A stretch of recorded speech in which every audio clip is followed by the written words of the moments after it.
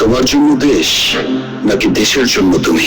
ঢালিউডে ফের ধামাকা নিয়ে এলেন সুপারস্টার শাকিব খান। একের পর এক নতুন লুক নিয়ে পর্দায় হাজির হলেন বাংলার কিং খান। সম্প্রতি শাকিব খানের আসন্ন সিনেমা সোলজারের লুক প্রকাশ্যে আসে, আর তা ঘিরে দর্শকদের আগ্রহ এখন তুঙ্গে। এরই মধ্যে সিনেমাটির লুকেই জনসম্মুখে এলেন তিনি। এদিকে শনিবার 8ই নভেম্বর দুপুরে একগুচ্ছ ছবিও প্রকাশ করেন শাকিব খান। দেখা যায় এই সোলজার লুকে বেশ কয়েকটি পোজ দিয়েছেন মেগা স্টার।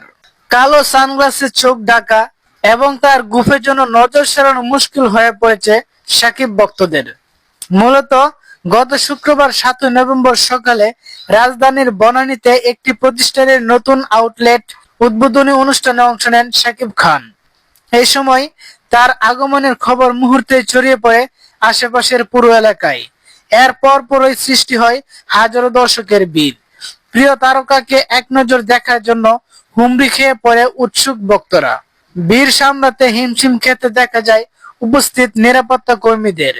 ভিডিওতে দেখা যায় শাকিব খান উচ্ছ্বসিত দর্শকদের দিকে হাত নেড়ে তাদের ভালোবাসার জবাব দেন।